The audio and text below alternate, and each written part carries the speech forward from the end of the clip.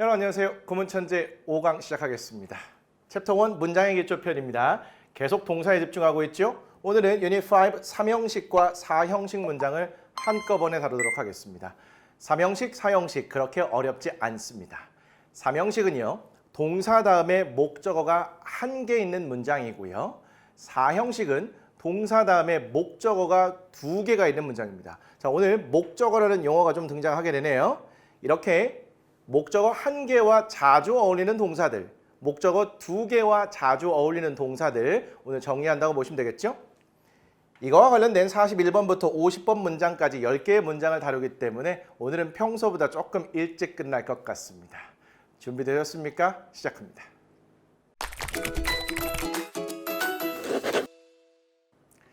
여러분 혹시 매직아이라고 들어보셨습니까?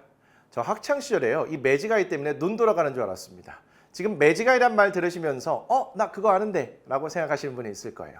샘플 하나 보여드릴게요. 장미 그림이 여러 개가 포함되어 있는 한 장의 그림입니다. 겉보기에는 장미 그림인데요. 이 그림 안에 또 다른 그림 하나가 숨겨져 있습니다. 그 숨겨진 그림을 보는 걸 매직아이라고 하는데요. 저 이 숨겨진 그림 보느라고요. 개고생했습니다. 응답하라 1988에서도 이 매직아이가 소개가 됐고요. 여기에서 매직아이 보는 법이라고 해서 두 눈을 모아서 보는 것을 소개하더라고요. 저도 학창시절에 두 눈을 모아서 보는 연습을 했습니다. 그러느라고 눈 돌아가는 줄 알았다고요. 며칠 고생했습니다. 처음에는 전혀 안 보이고요. 한 번씩 보이다가 또 안 보이고 이러다가 일정 수준이 되니까 이제는 눈만 갖다 대면 숨겨진 그림이 훅 떠올랐습니다. 그것도요. 3D 화면으로 떠오르게 될 겁니다. 엄청 신기해요. 근데 갑자기 이 얘기를 왜 할까요? 지금 문장의 기초 동사에 집중하고 있습니다. 처음 공부하는 과정에서 동사 바로 보이고요. 그리고 동사에 따라 그 뒤에 나오는 말이 의미단이 덩어리로 한 방에 보일 리가 없죠. 그런데 매직아이가 처음에 안 보였지만 뜨문뜨문 보이기 시작하다가 일정 수준이 되면 한 방에 확 보이는 것처럼 이제 동사도요. 여러분들이 공부하시는 과정 속에서 처음은 잘 안 보이겠지만 이제 뜨문뜨문 보이기 시작할 거고요. 일정 수준이 되면 동사부터 덩어리까지 한 방에 보이시기 시작할 겁니다. 우리 그날을 위해서 가는 거고요. 얼마 남지 않았고요. 누구나 다 그렇게 될 수 있습니다. 차근차근 한번 참고 가자고요. 인터넷에 검색해 보시면 매직아이 이거 말고 많이 있습니다. 시간 나실 때 가끔씩 재미삼아는 해보셔도 괜찮아요. 근데 이것도 강의 안 듣고 그것만 보시다가 눈 돌아가시면 안 됩니다. 자, 집중해서 우리 3, 4형식 정리해 보도록 할게요. 먼저 3형식 개념부터 정리합니다. 동사 다음에 목적어까지 있는 문장을 3형식이라고 한대요. 영어는 주어와 동사로 기본 시작하고요. 동사 다음에 목적어까지 있는 문장을 3형식이라고 한다는 겁니다. 우리 지난 시간에는요. 동사 다음에 보어까지 있는 문장의 형태를 살펴봤고요. 오늘은 동사 다음에 목적어가 있는 문장의 형태가 되겠습니다. 3형식은요. 동사 다음에 목적어가 한 개입니다. 질문 드릴게요. 목적어 자리에 들어갈 수 있는 품사, 말이 하나가 있습니다. 기억나십니까? 목적어 자리에 들어갈 수 있는 말, 명사가 되겠습니다. 마찬가지로 명사, 구, 명사, 절과 같은 친구들은 모두 포함하네요. 해석상으로요. 목적어는 우리말에 조사, 를 또는 에, 게라는 말까지 붙을 수 있습니다. 요거는 조금 이따 4형식 할 때 하도록 하고요.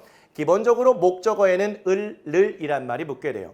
자, 동사 다음에 명사가 있는데 을이라고 해석된다? 고민하지 마시고 이렇게 전체 덩어리를 묶어서 해석해 주시면 되겠어요. 굳이 형식을 파악하자면 3형식으로 판단할 수 있구나.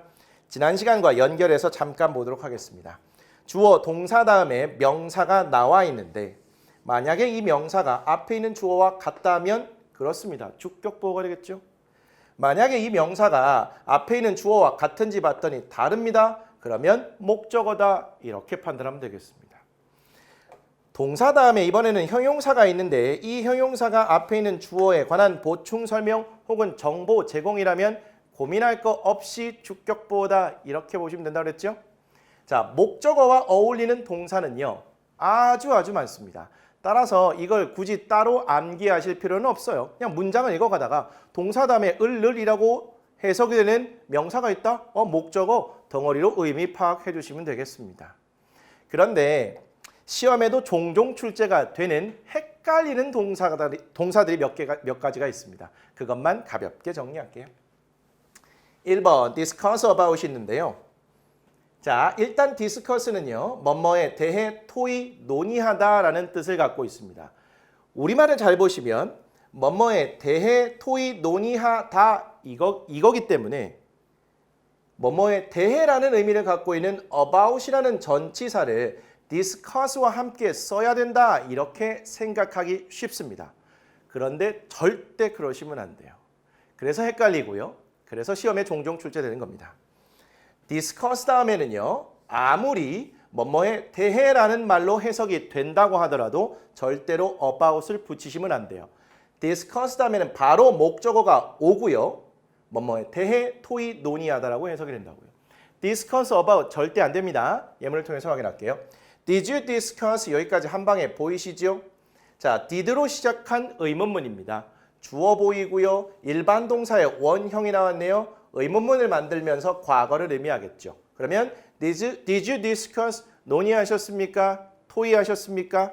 뭐에 대해서요? The problem. 그 문제에 대해서.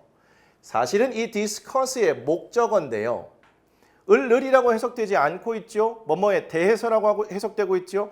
그래서 about을 넣고 싶은 유혹에 휩싸입니다. 그 유혹에 넘어가시면 안 돼요. 자, 당신의 그 문제에 대해 논의, 토의하셨습니까? 전치사, 명사, 부모님과 함께가 되겠죠. 자, 두 번째 이것도 정말 많이 나오죠. marry with라고 보이고 있는데요. 일단 marry만 보시면 뭐뭐와 결혼하다라는 뜻입니다. 우리말에서 뭐뭐와 또는 누구누구와 결혼하다라는 이 의미 때문에 전치사 with를 쓰고 싶은 충동, 유혹이 생기는데요. 절대 그러시면 안 됩니다. marry 다음에 바로 목적어가 나와요. 을이라고 해석되지 않고 뭐뭐와 또는 누구누구와 결혼하다 이렇게 해석은 되지만 with 전치사 절대 쓰시면 안 됩니다. 예문 볼게요. Would you marry me? 저와 결혼해 주시겠습니까? 무릎을 꿇고 딱 꽃이나 반지를 주면서 저와 결혼해 주시겠습니까? 이게 Would you marry me입니다. Would you marry with me? 절대 안 된다고요. 자, marry 다음에 목적어 바로 나옵니다. 됐네요. 3번 갈게요. resemble 이것도 참 많이 속아 넘어가죠. 자, resemble은요. 뭐뭐와 닮다라는 의미를 갖고 있어요. 그래서 우리말의 뭐뭐와 때문에 역시 with를 쓰고 싶은 유혹에 빠지는데요. 절대 안 됩니다. resemble 다음에 목적어가 바로 나오고요. 이 목적어가 바로 나와서 을이 아니라 누구누구와 닮다라는 그런 의미를 나타냅니다. with 절대 안 되네요. 자, you resemble your father. 너는 닮아 있다. 너의 아버지와 와? with 들어가야 되는 거 아니야? 아니라고요. 지금 뭐 하고 있죠? 전치사가 마치 필요해 보이지만 우리말의 해석 때문에 마치 필요해 보이지만 절대로 전치사와 함께 쓰면 안 되는 목적어를 바로 써야 되는 주의해야 될 동사가 되겠습니다. discuss, marry, resemble 살펴봤고요. 두 개만 더 볼게요. 자, enter to가 보이는데요. enter라는 동사는요. 어디에 들어가다라는 뜻을 갖고 있습니다. 그래서 어디에라는 의미 때문에 to를 쓰고 싶은데 역시 안 되겠죠. enter 다음에 바로 목적어가 나와야 됩니다. 예문 볼까요? Who entered my room? 동사가 여기 보이니까 얘가 주어라고 예상이 되겠죠. 누가 들어갔나요? 내 방에. 내 방에? to를 쓰고 싶네요. 유혹에 넘어가시면 안 됩니다. enter 다음에 목적어 바로 나온다. 자, answer to가 있네요. 자, answer. 어디에 답하다라는 의미를 갖고 있습니다. 마찬가지로 어디에라는 그런 의미가 있기 때문에 to를 쓰고 싶지만 이것도 역시 절대 안 된다는 거. answer 다음에 목적어, 즉 명사가 바로 나와야 됩니다. He didn't answer my question. he가 주어고요. didn't answer 답하지 않았습니다. 저의 질문에 to를 쓰고 싶지만 절대 안 된다. 참고 삼아 볼 게 있습니다. He didn't give an answer to my question. 그는 주지 않았어요. An answer, 대답을 혹은 답을 to my question, 나의 질문에. 그런데 여기에는 to가 쓰였네요. 잘 보시면 이때 answer는요. 동사가 아니라 명사입니다. 앞에 관사가 있으니까 관사부터 명사까지 묶어서 명사로 포인트로 보라고 그랬죠. 즉 answer가 명사로 쓰일 때는요. 어디 어디에 대한 대답이라는 의미일 때 전치사 to가 필요해요. 단 answer가 동사로 쓰일 때는 그 뒤에 바로 목적어가 나와야 된다. 이거 조금 헷갈릴 수 있겠네요. 이거보다 더 있긴 한데요. 지금 수준에서 이 정도까지만 정리하고 가도록 하겠습니다. 됐네요. 이번엔 4형식으로 갑니다. 자, 3형식은요. 목적어가 1개고요. 4형식은 목적어가 2개 있는 패턴을 말합니다. 동사 다음에 목적어가 2개 있는 문장을 4형식이라고 한다고 하네요. 주어 동사 나오고요. 간접 목적어 하나, 직접 목적어 하나, 즉 목적어가 2개 있는 문장을 말하는 거예요. 이럴 때 간접 목적어는요. 우리말에 에게라는 말이 붙고요. 직접 목적어에는 을이란 말이 붙게 되죠. 이것을 4형식이라고 부르는데요. 4형식은요. 에게, 을의 순서로 되어 있어야 됩니다. 이 에게, 을의 순서가 바뀔 수도 있어요. 우리말에도 충분히 에게, 을을 혹은 을을 에게 이렇게 쓰거든요. 단 4형식은 에게, 을의 순서를 반드시 지켜줘야 되는데 순서가 바뀔 수 있다고요? 그런데 바뀌는 경우에는요. 간접 목적어 즉 에게라는 말 앞에 반드시 전치사가 붙어야 되고요. 전치사는 to, for, of 셋 중에 하나인데 이렇게 바뀌는 과정 어떤 전치사를 쓸지 이거는 문법 시간이고요. 제 이미 영문법 강의에서 이거 암기하는 방법까지 아주 자세히 소개했으니까 그걸 참고하시면 좋겠습니다. 그리고요. 4형식 문장 즉 에게, 을이라는 2개의 목적어를 달고 있을 때 사용되는 동사를 우리는 수여 동사라고 따로 이름 지어서 부릅니다. 수여 동사요 어렵지 않습니다. 우리 상장 수여라는 말 들어보셨죠? 상장을 수여한다는 것은 상장을 준다는 얘기입니다. 따라서 이때 동사가 수여 동사라는 얘기는 준다, 주다라는 느낌을 갖고 있는 동사는 모두 포함한다고 보시면 되겠습니다. 대표적으로 이런 것들이 있죠. give는요 말 그대로 준다는 겁니다. 준다는 것은 누구누구에게 무엇을 준다. 이러한 말들이 나와줘야 의미를 제대로 형성하겠죠. 이 동사에 따라 나오는 말들은 일정 부분 이렇게 정해지게 되어 있습니다. send는요 보내다라는 의미인데 얘가 보내준다라고도 해석할 수 있겠죠.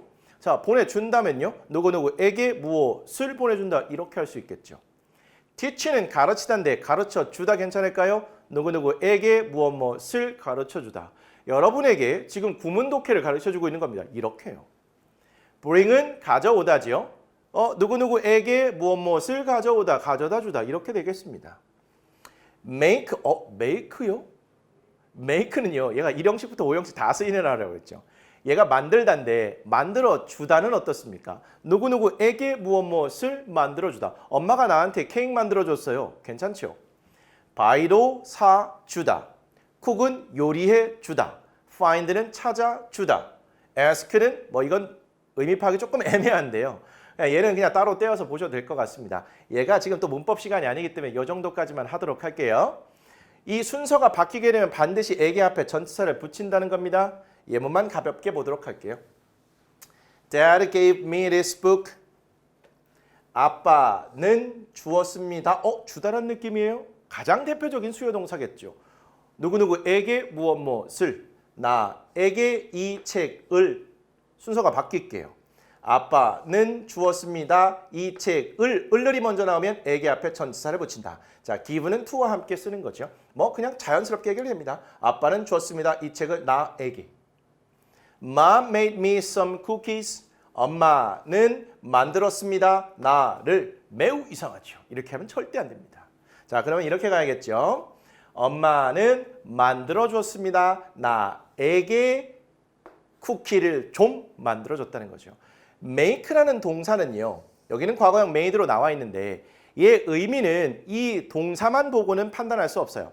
어떤 말이 함께 나왔는지를 보고 실제적인 의미, 정확한 의미가 결정이 되는 겁니다. 따라서 항상 동사의 의미를 판단할 때는 그 뒤에 나와 있는 말과 함께 보셔야 된다는 거죠. make는 여러 형태를 자주 보시게 될 겁니다. 오늘은 목적어가 2개 나와 있는 패턴이죠. 순서를 바꿔볼까요? 엄마는 만들어줬습니다. 약간의 쿠키를 나에게. 이번에는 for가 쓰였네요.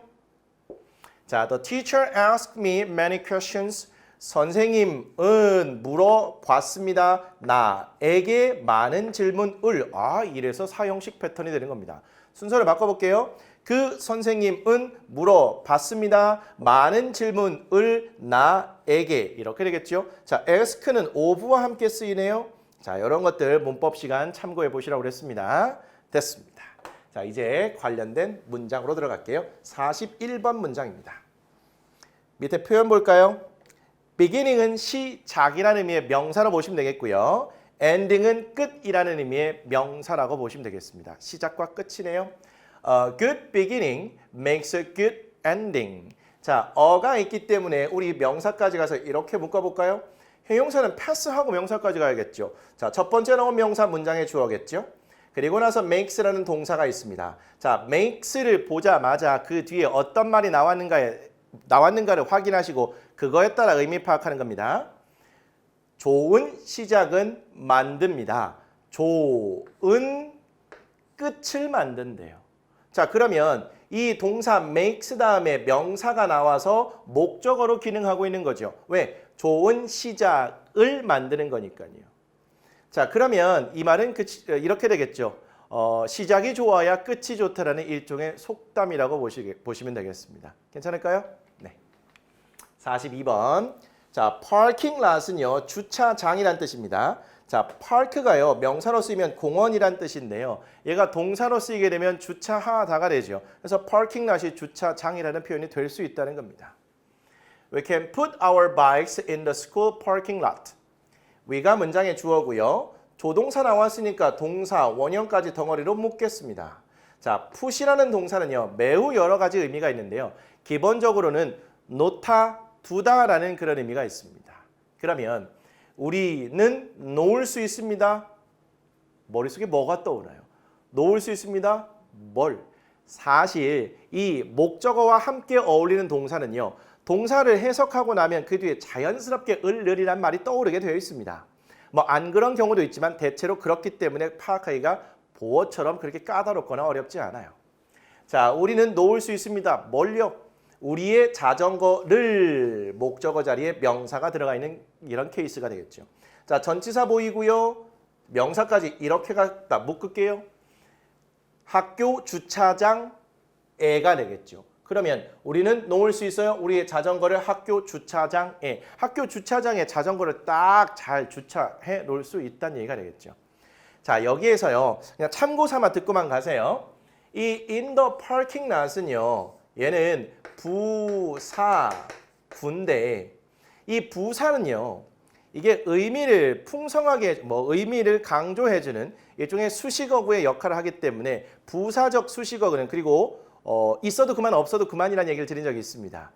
사실 이 in the parking lot이라는 부사군요, 이 문장에서는 필수적으로 있는 게 좋은 문장입니다. 왜? 우리는 놓을 수 있습니다. 우리의 자전거를. 어디다가? 이런 말이 나와야 의미가 좀 제대로 형성이 되지 않겠습니까?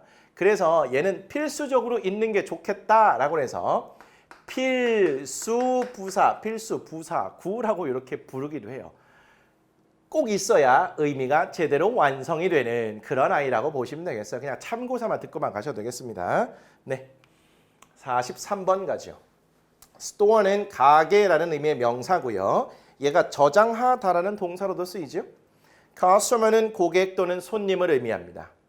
cultural, 문화의 문화적인이라는 의미의 형용사고요. event는 행사, 사건이라는 의미의 명사가 되겠습니다. The store provides customers with cultural events. The store가 이렇게 주어가 되겠죠. 그리고 동사 자리에 provides가 나왔습니다. provide는 제공하다라는 뜻을 갖고 있어요. 제공한다?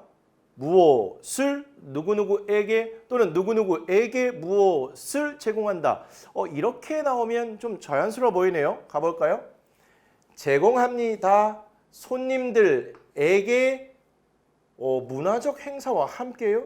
애매하죠. 그래서 정리해드립니다. 자, provide는요, A with라는 전치사와 함께 쓰이는 하나의 덩어리 수거 표현으로 보시되 A에게 B를 공급하다, 제공하다. 공급이라는 것은 준다는 거잖아요. 그래서 우리가 얘를 수요동사라고 판단을 하는데 특이하게도 목적어 앞에 전치사 with가 붙는 아주 주의해야 할 동사가 되겠습니다. Provide A with B 이렇게 통으로 암기 부탁드리고요. A에게 B를 제공하답니다. 함께 뭐 이런 말로 해석하지 말라는 의미입니다. 그리고요. Provide B for A로도 쓸 수 있습니다. 같은 의미의 표현이긴 한데 이게 대부분 등장합니다. 그래서 이걸로 기억해 주시면 되겠어요. 다시 가볼게요. 그 가게는 제공합니다. 손님들에게 문화적 행사를 제공한다는 거죠. 요거 너무 연연해 하지 마시기 바랍니다. 근데 문법적으로는 얘가 꼭 필요합니다. 됐네요. 44번. 자, offer는요. 주다, 제공하다라는 의미가 있습니다. 그러면 얘는 당연히 수요동사 쪽에 분류가 될 수 있겠지요. 주다, 누구누구에게 무엇무엇을, 제공하다, 누구누구에게 무엇무엇을. 괜찮습니까? solution이라는 것은 해결책이라는 명사고요. lamb은요. 어린 양 혹은 새끼 양을 말합니다. lamb. I'll offer you a solution that keeps your lambs safe. 이가 문장의 주어고요. will 조동사 나왔으니까 동사 원형까지 묶어서 보겠습니다. 저는 제공할 겁니다. 당신에게 해결책을 제공할 거래요. 자, 해결책이라는 명사 뒤에 뭐가 보이죠? 대시 반짝반짝 되고 있습니다. 해결책, 어떤 해결책? 동사 바로 나왔네요. 당신의 양을 안전하게 유지시켜주는 해결책을 제공해 줄 거래요. 다시 자연스럽게 하면요. 저는 당신에게 해결책을 제공해 줄 겁니다. 어떤 해결책? 당신의 양을 안전하게 유지해주는, 즉 당신의 양을 안전하게 보호해주는 그런 해결책을 제공해 줄 거라는 거죠. keep이요. 형용사와 함께 연결돼서 뭐뭐인 상태로 유지하다 이런 뜻이라면서요. 다시 한번 말씀드립니다만 하나의 동사가 어떤 특정한 하나의 어구와 연결되는 것만은 아니고요. 다양한 것들과 연결이 될 수 있어요. 그래서 어떤 말과 연결이 되는가에 따라서 그때그때 동사의 의미를 판단하셔야 돼요. 그래서 계속해서 그 뒤에 말과 덩어리로 보라는 겁니다. 나중에 우리 5형식 때 하실 텐데요. keep 다음에 your lambs라는 명사가 보이죠. 그리고 나서 다시 safe 안전한이라는 형용사가 보입니다. 이렇게 동사 다음에 명사, 형용사가 나오고 이때 형용사가 앞에 있는 명사에 관한 보충 설명 혹은 정보 제공일 때 이 아이를 목적어에 관한 정보 제공 보충 설명일 때 목적격 보호라고 부릅니다. 이거 5형식 때 설명드리고 지금 가볍게만 볼게요. 자, 그러면 keeps 다음에 명사가 나왔고요. safe 형용사가 나왔는데 당신의 어린 양, 새끼 양들을 안전한 상태로 유지해주는. 안전한 건 누가 안전하게 되는 거죠? 그렇죠. 당신의 새끼 양, 어린 양입니다. 따라서 목적어를 보충 설명, 정보 제공을 해주는 그런 목적격 보호라는 거죠. 괜찮을까요? 자, 다시 갈게요. 저는 제공해 줄 겁니다. 당신에게 간접 목적어, 해결책을 직접 목적어, 어떤 해결책? 당신의 어린 양들을 안전하게 유지해주는, 보호해주는 그러한 해결책을 제공해주겠다는 겁니다. 됐네요. 자, 45번 갈게요. 자, 밑에 표현이 하나가 있습니다. face는요, 얼굴이란 뜻의 명사가 되는데 직면하다라는 동사로 쓰인다는 것도 반드시 챙겨가셔야 할 중요한 단어가 되겠습니다. face, 얼굴 또는 직면하다. 이 직면하다 굉장히 많이 쓰입니다. 위로 갈게요. You often remember a person's face, but not his or her name. you가 문장의 주어가 되겠죠?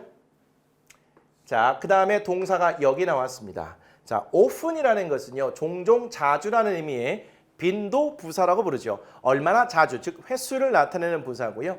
이렇게 일반 동사나 조동사 앞에 쓰이고 비동사 다음에 쓰이게 돼요. 죄송합니다. 큰일 날 뻔했습니다. 비동사나 혹은 조동사 뒤 일반 동사 앞에 쓰이죠. 그래서 보통 비, 조, 뒤, 일, 동, 앞이라고 외웁니다. 자, 빈도부사 일반 동사 앞에 쓰였다는 거 확인하시고요. 당신은 종종 기억합니다. 뭘 기억하지요? 관사부터 face 명사까지 가서 묶어볼까요? 사람의 얼굴을 기억한대요. But 하지만 not his or her name 소유격 나왔으니까 여기서부터 이렇게 한번 묶어볼까요? 그러면 그 또는 그녀의 이름을 기억하지는 못한대요. 자, 전체적으로 이렇게 되겠죠. 당신은 종종 기억합니다. 어떤 사람의 얼굴을. 하지만 그 또는 그녀의 이름을 기억하지는 못합니다. 이렇게 되겠죠. 얼굴은 생각이 나는데 이름이 딱 안 떠오르고 혀끝에서만 맴도는 경우가 있고요. 아예 새카맣게 잊어버리는 경우도 있겠죠. 여기 his or her는 뭔가요? 앞에 나와 있는 사람이 남성인지 여성인지 모르기 때문에 이렇게 한꺼번에 받아준 겁니다. 당신은 종종 기억합니다. 어떤 사람의 얼굴을. 하지만 그 또는 그녀의 이름은 기억하지 못합니다. 자, 그러면 이때 but 다음에요. You don't often remember 이 부분이 생략되어 있다고 보시면 되겠죠. 괜찮을까요? 네. 46번 갈게요. 자, 밑에 보시니까 pillow, 베개라는 명사가 준비되어 있죠. 그렇게 어렵지 않은 문장 같습니다. Changing your pillow can help you with your sleeping problem. 자, 우리 한번 살펴봤던 부분이 등장하고 있습니다. 처음에는 이게 잘 안 보이겠지만 반복해서 보다 보면 저절로 보일 수밖에 없다고요. 무슨 얘기하는 거예요? 동사 change에 ing가 붙어 있습니다. 즉 동사의 ing로 시작하고 있어요. 자, 동사 ing로 시작하고 있으면 그 뒤에 동사가 또 나오는지를 한번 확인해 보시기 바랍니다. 만약에 그 뒤에 동사가 다시 나온다면 얘는 주어 자리에 쓰인 뭐라고요? 동명사라고 그랬네요.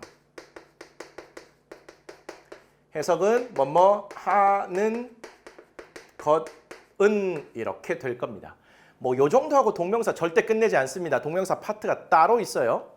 보니까 동사 ing로 시작해서 can 조동사가 바로 보이고 있습니다. 그러면 이 앞에까지가 전체 주어 자리에 동명사가 쓰였다고 보시면 되겠죠.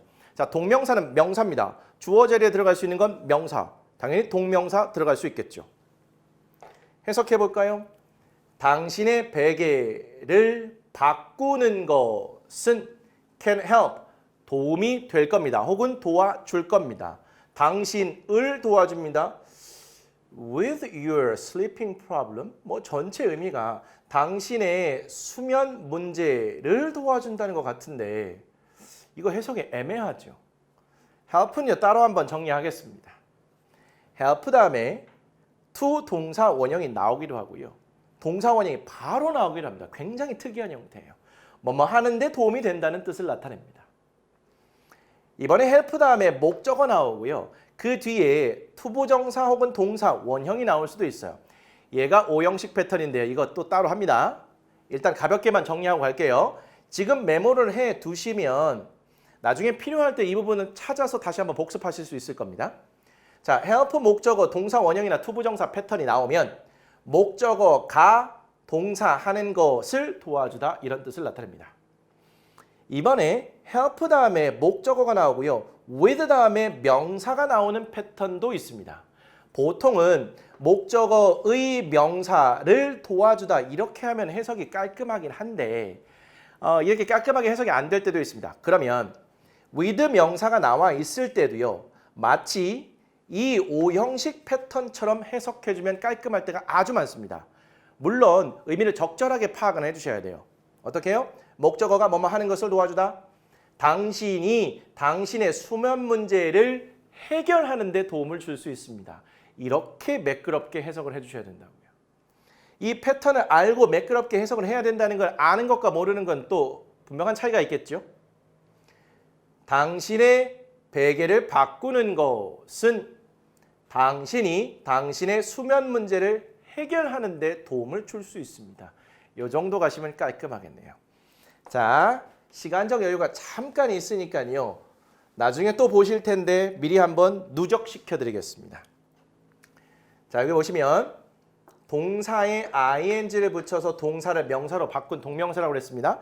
그런데 동명사는 동사에서 출발했기 때문에 동사의 성질이 남아 있습니다. 동사의 대표적인 성질은 앞에 주어를 두고요. 뒤에 수식어, 보어, 목적어 등을 동반할 수 있다는 거죠. 그래서 나중에 동명사는요. 앞에 의미상의 주어라는 걸 달게 되고요. 그 뒤에 수식어, 보어, 목적어 등을 달 수 있습니다. 필요에 따라서요. 이 동사가 어떤 동사냐에 따라서 결정이 될 수 있겠죠. 보니까 change, 바꾸다. 괜찮을까요? 그러면 머릿속에 뭘 떠오르죠? 뭐가 떠오르죠? 무엇을. 그래서 동명사에 사용된 change라는 동사가 성질상 목적어를 동반할 수 있다는 얘기입니다. 그래서 이 your pillow는 이 changing이라는 동명사의 목적어로 사용된 거예요. 이것도 구조 보시는데 큰 도움이 될 거고요.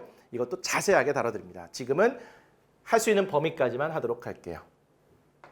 47번. A bunch of는요. 한 다발의, 다수의라는 의미의 하나의 덩어리 표현으로 보세요. A bunch of, 한 다발의, 다수의. One day, 어느 날이라는 표현이고요. 관사부터 명사까지 묶어서 주어로 볼게요. 어느 날 한 가난한 남자가 brought, 가져왔습니다. 가져왔습니다. 뭘? A bunch of grapes, 하나의 덩어리를 묶어야겠죠. 한 다발의 포도를 가져왔어요. 누구에게요? To boy네요. A prince, 왕자에게.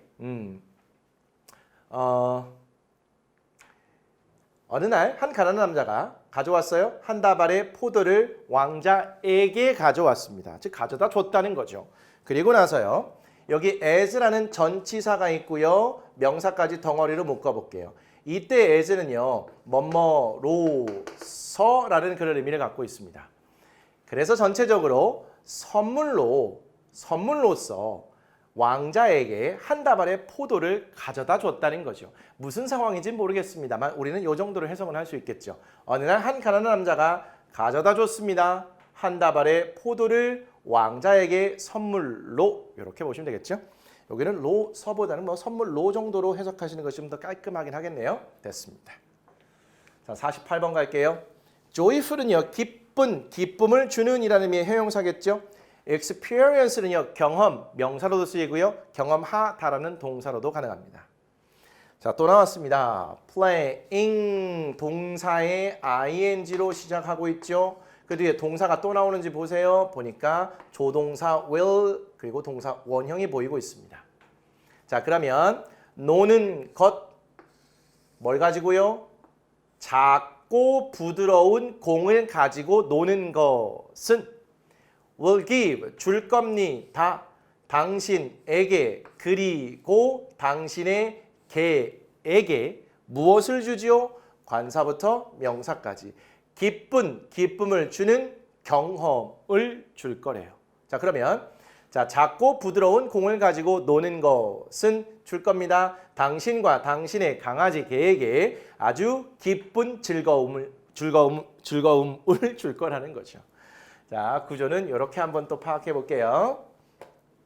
수요 동사 다음에 간접 목적어가 이렇게 나와 있고요. 그리고 직접 목적어가 이렇게 나와 있다고 보시면 되겠죠. 간접 목적어는 indirect object라고 해서 IO, 직접 목적어는 direct object라고 해서 DO로 보통 이렇게 표현하게 되죠. 여러분 교재 앞부분에 이런 용어 정도로 되어 있을 겁니다. 49번. help out은요. 도와주다라는 의미인데 특히 help 다음에 out이 붙어 있을 때는요. 특히 곤경에 처한 누구누구를 도와주다 이란 말입니다. 자, 구덩이에 빠지는 호랑이라는 옛날 이야기 기억나십니까? 호랑이가 이렇게 구덩이에 빠졌는데요. 이걸 밖으로 꺼내는 상황을 연상하시면 좋겠습니다. 아웃이 밖으로라는 의미가 있잖아요. 위기에 처한, 곤경에 처한 호랑이를 밖으로 꺼내면서 도움을 준다. 이렇게 하면 되겠죠. 꺼내놨더니 또 뭐 보따리 달라고 하고 잡아먹겠더니 많으니 막 이런 얘기를 하고 있죠. 자, 위로 가겠습니다. He tells you that he knows you are busy and he wants to help you out by buying you a sandwich. 자, 복잡한 문장이 등장했습니다. 오늘 등장하는 문장 중에 이게 가장 복잡한 문장이에요. 먼저 he가 문장의 주어가 되겠고요. 자, tells가 동사가 되겠습니다. 그는 말합니다. 당신에게라는 의미의 간접 목적어가 되겠고요. 당신에게 뭘 말해요? tell 말하다 누구누구에게 무엇 무엇을 이렇게 형성되면 괜찮을까요? 근데 직접 목적어 자리에 대절이 이렇게 크게 덩어리로 나와 있는 상황이 되겠습니다. 이걸 어떻게 판단해야 될까요? 자, 간접 목적어든 직접 목적어든 목적어입니다. 목적어 자리에 들어갈 수 있는 품사가 뭐라고요? 명사 하나라고 그랬어요. 단 명사구, 명사절과 같은 친구들을 포함합니다. 대절은요, 명사절로 분류할 수 있습니다. 그럼 당연히 주어 자리, 보어 자리, 목적어 자리에 들어가겠죠? 여기에 직접 목적어 자리에 들어갔다고 보시면 되겠어요. 지금은 큰 그림이니까 잘 안 보이겠죠? 간단하게 좀 정리해 드릴게요. tell, 목적어 나오고요. 이때 간접 목적어, 그리고 직접 목적어로 이렇게 대절이 나올 수 있습니다. 얘가 간접 목적어, 그리고 직접 목적어가 대절로 이렇게 나올 수 있다. 완전한 문장 연결되고요. 이때 that은 생략이 가능해요. 그래서 목적어 주어 동사가 바로 나오기로 합니다. 해석만 간단히 보도록 하죠. 누구누구에게 뭐뭐라고 말하다. 대절이 목적어로 쓰일 때 뭐뭐라고 이렇게 해석되는 거 괜찮다고 그랬죠? 됐나요? 그러면 그는 말합니다. 당신에게 that 이하라고 말한대요. 그리고 나서 다시 대절을 들어가 봤더니 주어 동사 보이고요. 다시 주어 동사가 보이고 있는 장면입니다. 이것도 어디서 본 것 같죠? 또 정리해 드려야죠. 자, 주어 동사 that 주어 동사. 이때 that은 생략이 가능하다고 그랬죠. 즉 목적어 절을 이끄는 접속사 that은 생략 가능합니다. 그리고 나면 주동이 바로 보인다고 그랬어요. 그래서 생략된 생략된 that을 살려내시고 머릿속에서 뭐뭐라는 것을 또는 뭐뭐라고 이렇게 해석하시라고 그랬죠. 주동이니까 여기에 that이 있다고 생각을 해보겠습니다. 그러면 그는 압니다. 뭘요? 당신이 바쁘다는 것을 안대요. 자, 그러면 우리는 여기까지만 해봤습니다. 접속사가 보이죠? And he wants, 그는 원합니다. 뭘 원하죠? To help you out, 당신을 도와주기를 원한다죠. 게다가 want to 동사 원형은 함께 묶어서 보시기를 추천드린다고 했고요. want to 동사 원형부터 help you out까지 하나의 덩어리로 이렇게 묶어보는 거죠. 그리고 나서 자, 이 부분이 조금 하이라이트가 될 텐데요. 이때의 by는요. 전치사고요. 그 뒤에 동사의 ing 형태가 보이고 있죠. 자, 이쪽에서 정리할게요. by 다음에 동사의 ing가 이렇게 나와 있으면 무엇 함으로써라는 의미의 표현이고요. 정말 많이 쓰입니다. 이거 지금 챙겨가시면 진짜 유용하게 써먹을 수 있을 거예요. 자, 원리를 설명하자면 전치사 다음에 동사가 나올 때는 ing 형태가 된다는 것도 설명을 했고요. 함으로써라는 그런 의미가 되겠습니다. 여기에서 이 동명사에 by라는 동사가 사용됐어요. 그 동사에 따라서 그 뒤에 you, 당신에게 샌드위치를 이라는 간접 목적어 그리고 직접 목적어가 쓰인 사형식 구조가 되겠습니다. 여기만 딱 보면 그렇다는 얘기예요. 괜찮을까요? 당신에게 샌드위치를 사줌으로써. 자, 전체적으로 한번 가보도록 하죠. 자, 깔끔하게 이 부분은 지우고 가겠습니다. 자, 그리고 나서 보니까 그는 말합니다. 당신에게요. 뭐라고요? 그가 안다고요. 뭘 알아요? 당신이 바쁘다는 것을. 그리고 그가 당신을 도와주기를 원한다는 것을 뭐함으로써? 사줌으로써. 그런데 당신에게 샌드위치를 사줌으로써. 이게 무슨 말이에요? 그가 당신에게 말하는데 그는 당신이 바쁘다는 걸 알아요. 그리고 그가 당신에게 샌드위치를 사다 줌으로써 어려움에 처해 있는 당신을, 곤경에 처해 있는 당신을 도와주고 싶어 한다고 말을 하는 겁니다. 그 사람이 말한 내용이 여기에 포함되는 거고요. 이 사람이 보기에 너 바빠. 그래서 나 너한테 샌드위치를 좀 사줘서 조금 도와주고 싶은데 이런 마음이 있다는 것을 표현해주고 있는 그런 상황이라고 보시면 되겠습니다. 자, 많이들 정리했는데요. 지금 챙겨갈 수 있는 거는 최대한 챙겨가시되 치사 by 다음에 ing가 나와 있을 때 뭐뭐 함으로써 꼭 챙겨가시고요. 이 ing 자리에 by라는 동사가 쓰여서 간접 목적어, 직접 목적어를 달고 다닐 수 있는 요거를 보시면 되는 아주 꿀 문장이 되겠습니다. 지금 당장 모든 게 분석이 안 돼도 괜찮습니다. 요것만 조금 더 집중해서 보시죠. 문장의 동사 자리에 꼭 수요 동사가 쓰이는 것은 아니고요. 수요 동사가 활용되는 곳은 어디나 이런 구조를 나타낼 수 있다는 거.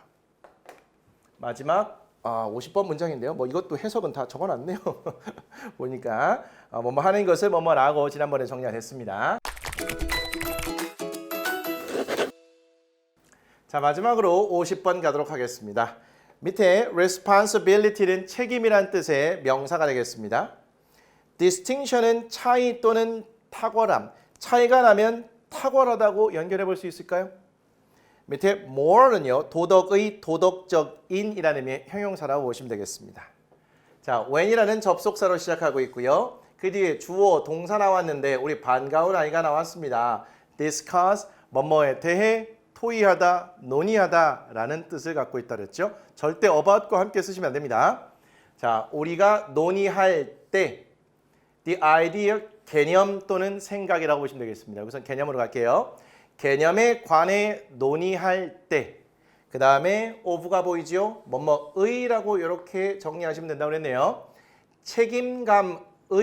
책임의 개념에 관해서 논의할 때 됐을까요? 앞에서부터요. 우리가 논의할 때 개념에 관해서 책임감의. 자, 그 다음에요. we라는 주어가 있고요. 자, 요거 표현 하나 미리 정리하고 갈게요. need 다음에요. 목적어로 투부정사가 자주 오게 되는데요. 이건 나중에 하시고 need to 동사 원형을 하나의 덩어리 표현으로 뭐뭐 할 필요가 있다. 심지어는 할 필요가 있는 거기 때문에 해야 한다. 이렇게 해석하셔도 괜찮습니다. 우리는 할 필요가 있어요. 혹은 해야 합니다. 뭘 해야 된다는 걸까요? 자, make까지 동사 원형을 make까지 묶으면 좋을 텐데 make가 만들다, 무엇을 이라는 distinction, 차이라는 명사가 함께 보이고 있습니다. 그러면 여기서부터 여기까지 한꺼번에 묶어주시는 것이 좋아요. 지금 당장은 안 돼도 괜찮아요. 자, 의미 파악해 볼게요. 우리는 구별할 필요가 있습니다. 혹은 구별해야 합니다.